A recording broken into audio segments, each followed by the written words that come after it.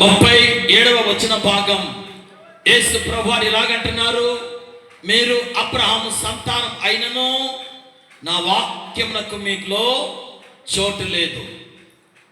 దేవుని మాట ఇప్పుడు వాక్యానికి చోటు ఇవ్వాలి. చెప్పండి అందరూ, దేనికి ఇవ్వాలి? మనం అబ్రహాము కుమారులు మేము అంటూ నిలబడుతున్నారు. చాలా కాలం నుంచి మేము నడిపించబడుతున్నాం అంటూ నడిపించబడుతున్నాం. ఇదిగో చాలా కాలం నుంచి మేము ఎరుగున్నాం. ఈ వాక్యం ఏంటో మాకు తెలుసు. మత్తయి సువార్తలు ఏముందో తెలుసు, మార్కులు ఏముందో తెలుసు, లోకాలు ఏముందో తెలుసు, మాకంతా తెలుసు, వింటనే ఉన్నాం అంటున్నావు. కానీ ఆ వాక్యం నీ హృదయంలో చోటు చేయబట్టలే. ఆది కాలం నుంచి ప్రకటన గ్రంథం వరకు అంతా తెలుసు, కానీ హృదయంలో ఈ వాక్యానికి చోటు లేదు. ప్రభు అంటున్నారు, ఈ వాక్యానికి నా మాట ఈ మాటకు నీవు చోటివ్వు కొంచెం. కొలస్సీ సంఘాన్ని చెప్తున్నారు. కొలస్సీ సంఘం 3వ అధ్యాయం 16వ వచనంలో, ఇదిగో సంఘమా కుటుంబాలారా, మీరు ఎలా ఉన్నది తెలుసా? యాచకాల దినాలు సంగీతాలతో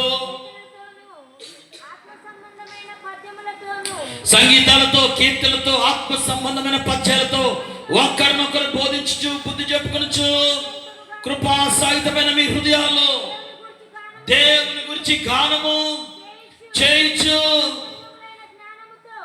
సమస్త విధమైన జ్ఞానముతో.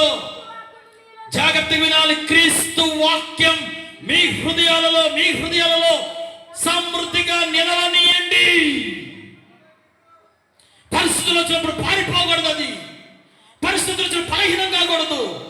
తుఫాను అలలు ఎగసి పడవచ్చు, గాలి నీరు ఎగసి పడవచ్చు. అయినను నా మాటలు విని వాటి ప్రకారం చేయించిన వాడు, ఇదిగో గాలి నీరు ఎగసి పడినా అది బండ మీద కట్టబడి, ఇదిగో అది స్థిరముగా ఉండినట్లుగా ఈ రాత్రి నా కుటుంబాలను ఆయన స్థిరపరిచి నడిపించిన గాక. సమృద్ధి వాక్యం దేవుని మాట నీ హృదయంలో నిలబడను గాక. దేవుని మాట నీ హృదయంలో నిలబడను గాక. గట్టి స్తోత్రం చెప్పండి. వాక్యం ఏం చేస్తుందంటే, వాక్యం క్రియారూపకం చేయడం ప్రారంభించింది. ఏ మనుషులు ఆదరించలే, మేమున్నాము కదా అని చెప్పచ్చు. ఎవరు ఏమి చేయలే. దేవుని మాట నిన్ను నన్ను ఆదరించగలిగింది. ఒకని పల్లి ఆదరించినట్లుగా నేను మిమ్మల్ని ఆదరించేదను. వాక్యం చెప్తుంది, నీ చీకటిలో వెలుగులను నేను వెలుగులను నడిపిస్తాను, దీపంగా నడిపిస్తాను, నీ పరిస్థితులను మార్చగలుగుతాను. నీ ఎదురు నిలబడి అడ్డుగోడలను ఆయన తొలగించగలిగిన వాడు. వాక్యం అది 2 అంచెల వాడిగలిగిన ఖడ్గం. అది ప్రభావితం చేస్తుంది. నిరసించబడిన నీ హృదయాన్ని, నరములను అది ఉజ్జీవింపజేస్తుంది. స్తోత్రం చెప్పండి బిగ్గరగా. హల్లెలూయా. ఏది పాడు చేసిందో హృదయం అక్కడ సరి చేస్తుంది వాక్యం ద్వారా.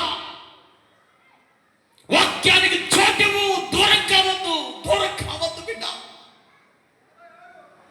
వాక్యాన్ని హృదయం నిలబడాలి.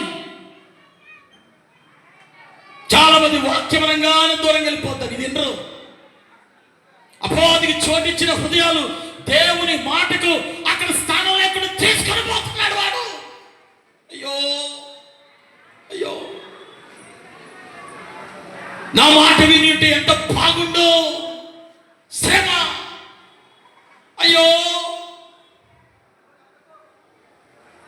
హెబ్రీయులకు రాసిన పత్రిక 4వ అధ్యాయం 12వ వచన వాక్యం అంటుంది కదా, దేవుని వాక్యం గురించి చెప్పబడుతుంది. వాక్యం 2 అంచెల వాడిగలిగిన ఖడ్గం. వాక్యం ఏ రీతిగా పనిచేస్తుందంటే, అది ప్రాణప్రద శరీరాలను అది శుద్ధీకరిస్తుంది, సరి చేస్తుంది. వాక్యం మరొక స్థలంలో పనిచేస్తుంది. వాక్యం అంట హృదయ తలంపులను అది పరిశోధించి నిలబెడుతుంది. ఆమేన్.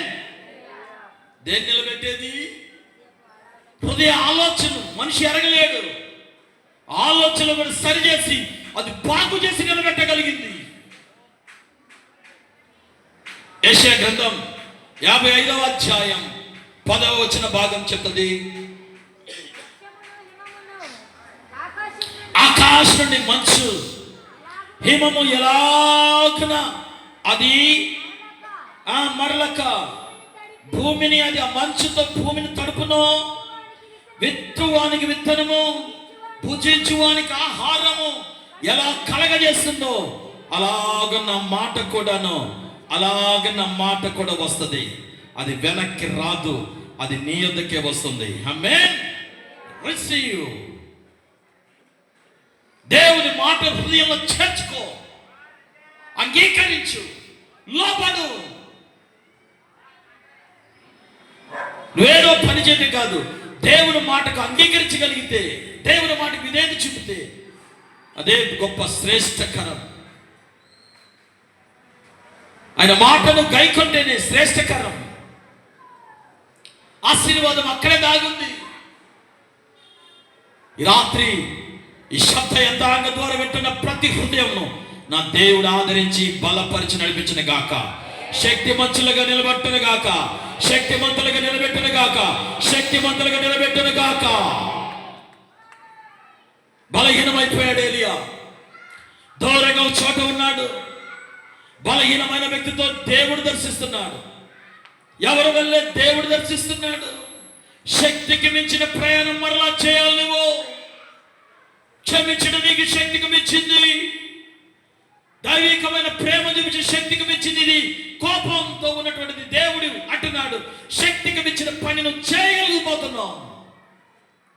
ఆయన మాట నీ కుటుంబాన్ని కడుతుంది. ఆమేన్. మూడో విషయాన్ని పరిచయం చేసి ముగిస్తాను. రోమీయులకు రాసిన పత్రిక 12వ అధ్యాయం